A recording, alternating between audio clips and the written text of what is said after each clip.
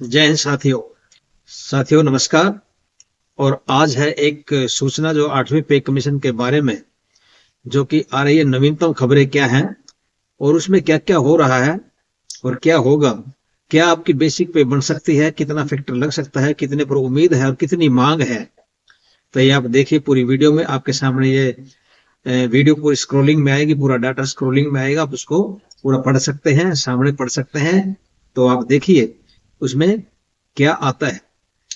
जो नवीनतम खबरें हैं उसमें जो आपको सबको पता है कि 3 नवंबर 2025 को सरकार ने TOR जो टर्म्स ऑफ रेफरेंस है वो जारी कर दिए हैं। और उसमें क्या क्या आया है। पहली अफवाह उड़ी थी कि भाई पेंशन को इसमें इंक्लूड नहीं किया गया है, लेकिन ऐसी कोई खबर नहीं है। उसमें पेंशन भी है, उसमें वेतन भत्ते भी हैं, सभी जितने भी भत्ते वगैरह हैं सारे उसके अंदर हैं। तो ऐसी कोई खबर नहीं है कि जिसमें के पेंशनर्स को कोई इसको छोड़ा जाएगा। सभी इसमें दिया जाएगा। टर्म्स ऑफ उसमें आगे जो दिया हुआ है उसके अंदर जो एनपीएस और जो उसके बाहर के जो जितने भी इसके अंदर फायदे दिए हुए हैं, क्या क्या इंक्लूड जो बताया है, एनपीएस भी इसमें है।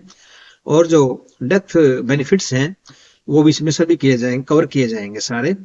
तो उसके मुख्य बिंदु मैं आपको एक बार बता देता हूँ कि मुख्य बिंदु उसमें क्या क्या है। वो जो इसमें जो है वेतन की संरचना है, भी क्या वेतन होगा कि उसमें एचआरए, डीए और आपका जो फिटमेंट फैक्टर आपका जो संभावित है, ये अभी पक्का नहीं है, कंफर्म नहीं है, लेकिन संभावित है जो है 2.86 का। तो इसके ऊपर है पेंशनर्स के लिए जो संशोधन, जो इसमें पेंशनर्स के लिए ध्यान दें, पेंशनर्स के लिए क्या संशोधन है कि उसमें लेकिन स्पष्ट उल्लेख सीमित है। दूसरा है ओपीएस की बहाली, ओल्ड पेंशन स्कीम की बहाली है। मांग है ये 18 महीनों में इसकी सिफारिश देने की मांग है। और इसकी जो फायदा होगा कम से कम 50 लाख जो हमारे कर्मचारी जो सर्विस में हैं, और करीब 69 लाख के करीब जो पेंशनर्स हमारे हैं, उनको ये लाभ प्रभावित ये इसमें होंगे। आगे जो इसके प्रभावित जो संभावित आएगा आपके सामने, संभावित जो फिटमेंट फैक्टर है वो क्या है। उसमें जो दिया हुआ है, एक तरफ जो खबर है कि 1.83 हो सकता है, दूसरा है 1.92 से 2.07 हो सकता है। आगे ये भी है 2.7 भी दे सकते हैं, साथ में पे कमीशन की तरह भी 2.7 ही रख दो। और मांग जो है ज्यादातर 2.86 की भी है। तो क्या फैक्टर आता है और क्या है ये आगे सारी, कितनी आपकी आगे बेसिक तनख्वाह, बेसिक पे और ये बेसिक पेंशन कितनी बनेगी, आप आगे की वीडियो में आप जरूर देखेंगे। तो ये आपके सामने आ रहा है।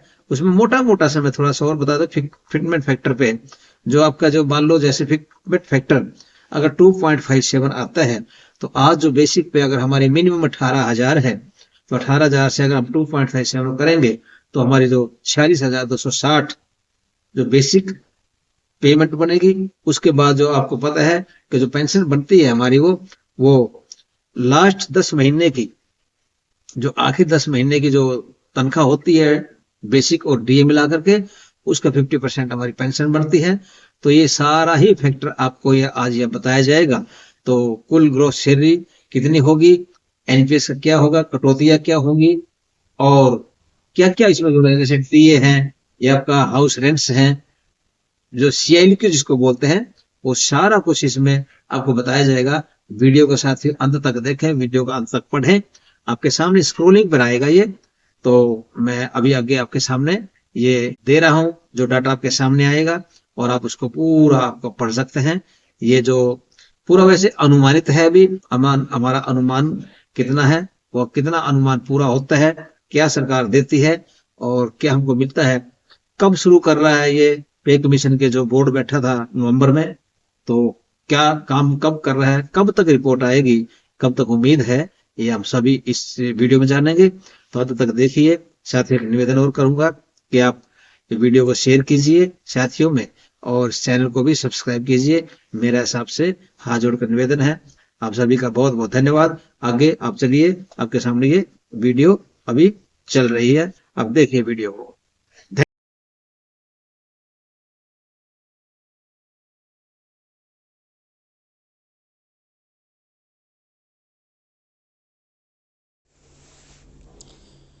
8वें वेतन आयोग की नवीनतम खबरें।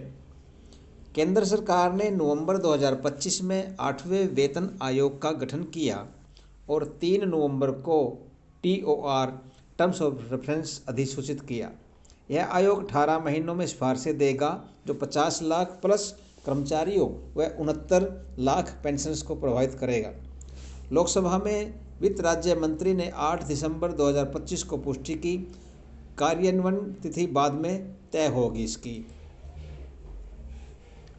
8वें वेतन आयोग के TOR टर्म्स ऑफ रेफरेंस में मुख्य रूप से केंद्रीय कर्मचारियों के वेतन, भत्ते, पेंशन और फिटमेंट फैक्टर पर विचार शामिल है। यह आयोग सेवा कर रहे कर्मचारियों पर केंद्रित है जिसमें NPS और उसके बाहर के मृत्यु लाभों का परीक्षण है। TOR 3 नवंबर 2025 को जारी हुआ जिसमें हितधारकों की अपेक्षाओं को शामिल करने पेंशन पर विवाद है। मुख्य बिंदु उसका क्या है देखिए। वेतन संरचना, भत्ते, HRA, DA और फिटमेंट फैक्टर संभावित 2.86 का निर्धारण। पेंशनर्स के लिए संशोधन लेकिन स्पष्ट उल्लेख सीमित है। OPS की बहाली की मांग है। 18 महीनों की जो में सिफारिशों की मांग है। 50 लाख कर्मचारी, 69 लाख पेंशन प्रभावित। 8वें वेतन आयोग के TOR में फिटनेस फैक्टर स्पष्ट रूप से तय नहीं है बल्कि आयोग द्वारा विभिन्न आर्थिक पैरामीटर्स पर विचार करने का निर्धारित होगा। संभावित फिटमेंट फैक्टर क्या है। 1.83 न्यूनतम अनुमान 18,000 बेसिक पे पर नई सैलरी 32,940। 1.2 से 2.507 ये विश्लेषकों की सुझावित है। 2.8688 और 2.6 अनुमान है। 2.57 7वें CPC जैसा समान वृद्धि। 2.86 अधिकतम मांग है जो कि 18,000 पर 51,480 से 71,500। ये अनुमान DA 70% प्लस महंगाई और वित्तीय भार पर आधारित है। अंतिम निर्णय आयोग लेगा। फिटमेंट फैक्टर से सैलरी गणना सरल गुणनफल है। नया बेसिक पे इजिकल टू पुराना बेसिक पे इंटू FF। उदाहरण क्या है। 18,000 बेसिक से पे पर अगर फिटमेंट फैक्टर 2.7 है तो 18,000 गुणा 2.6 46,260 आएगा। 50,000 पर जो 2.15 अगर लगाते हैं तो 50,000 गुणा 2015 तो 1,07,500 बनेगा। कुल ग्रॉस सैलरी आपका कितना बनेगा। नया बेसिक पे प्लस HRA 24 से 27%। DA शुरू में और कटौतियाँ।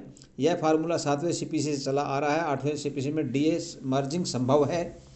फिटमेंट फैक्टर से सैलरी की स्टेप बाय स्टेप गणना सरल गुणनफल पर आधारित है। मान लीजिए एक केंद्रीय कर्मचारी का वेतन बेसिक पे 18,000 है और 8वें CPC में जो 2.5 माना जाए तो पुराना बेसिक पे मान लो गुणा फिटमेंट फैक्टर इजिकल टू 18,000 गुणा 2.57 तो 46,260 बनता है। इसमें DA जोड़ेंगे तो नए पे पर DA 0 पर से शुरू होगा बाद में बढ़ेगा तो 46,260 रहेगा।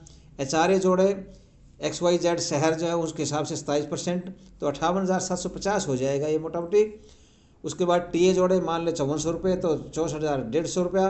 कटौतियाँ जो है NPS 10% बेसिक पे प्लस DA 4626 रुपये आदि कट के सूद सैलरी 58,000 से 60,000 बढ़ती है। यह अनुमानित है। वास्तविक DA मर्जिंग और पेमेंट इस पर निर्भर होगा। केंद्रीय कर्मचारियों की पेंशन 7वें CPC के तहत अंतिम 10 महीनों के औसत मूल वेतन प्लस DA पर आधारित है। 8वीं CPC में फिटमेंट फैक्टर लागू होने पर नया बेसिक पे आधार बनेगा। स्टेप बाय स्टेप उदाहरण सुनिए।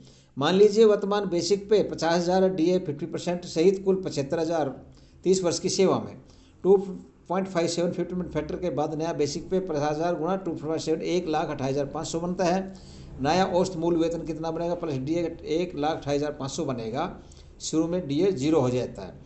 पूर्ण पेंशन कितनी 1,28,500 गुणा 50% 64,225 50 पेंशन है ये। अपूर्ण सेवा समायोजन 30 और 33 साल के लिए ये भी आप देख सकते हैं। इसके अंदर दोबारा कर सकते हैं। अतिरिक्त जितना है 70,000 जो DA जोड़ा। वास्तविक गणना NPS और OPS TOR और अंतिम ये करके जितना बनता नया औसत मूल वेतन प्लस DA 1,28,500 DA शुरू में 0 हो जाता है ये। पूर्ण पेंशन 50% 1,28,500 गुणा 50% 64,250 मासिक। अपूर्ण सेवा समायोजन 30 और 33 गुणा 64,250 इजिकल टू 58,409 33 वर्ष पूर्ण के लिए। अतिरिक्त DA और HRA पेंशन पर DA जोड़ा जाएगा जो कि 10,000 प्लस कुल 17,000 हो जाएगा। वास्तविक गणना NPS और OPS TOR और अंतिम सिफारिशों पर निर्भर है या अनुमानित है। आपकी वर्तमान सैलरी के स्पेसिफिक्स के लिए कृपया निम्नलिखित विवरण प्रदान करें। जो मतलब आपको जो करना है आपने, तो ताकि 8वीं CPC के फिटमेंट फैक्टर से इसकी गणना की जा सके। क्या डिटेल चाहिए आपको उसमें? आवश्यक डिटेल्स क्या हैं? वर्तमान बेसिक पे मैट्रिक्स है, उदाहरण 18,000 या 50,000। ग्रेड पे लेवल 7वें CPC का पे लेवल, जैसे लेवल 1 से 18 तक।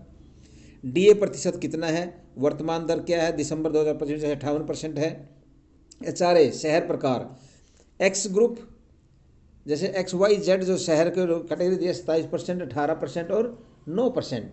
सेवा अवधि, पेंशन के लिए वर्ष, पूर्ण पेंशन 33 वर्ष मानक है इसका जो।